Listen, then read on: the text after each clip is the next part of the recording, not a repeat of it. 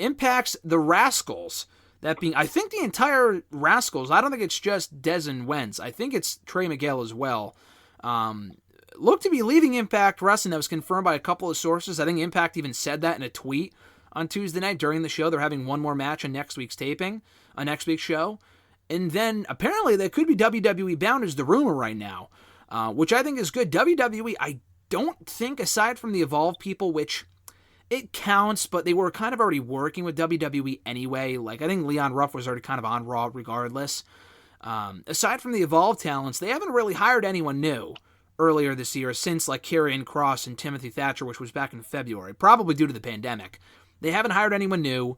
That would, I think, would be a good get for them. Their tag team division needs all the help it can get. Now, I know the fear is, they're a tag team division. They put no thought into it. They haven't had the NXT tag titles defended on a takeover in months, which is true, since Portland in February. And so, therefore, they might not be a priority. They're a great team, but they're not, like, the greatest team ever to the point where they're, like, if they're not in a prominent storyline, it's okay. Like, they're not like the Young Bucks or even Ortiz and Santana. They're very good.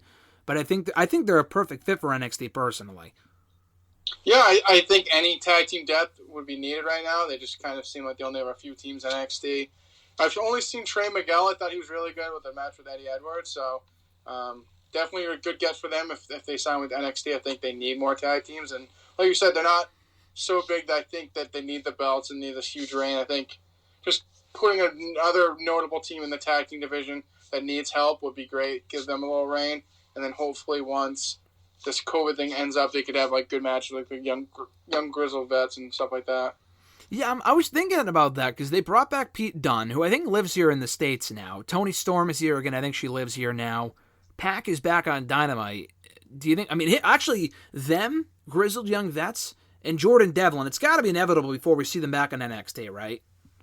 I hope so. I was honestly surprised that Pac didn't, he was in the WWE system for like a while. Obviously, he lived in Orlando. I thought he would still probably have a place in Orlando. So I'm honestly surprised that he moved back to. Yeah, he moved back. Yeah, he was like, "Fuck this."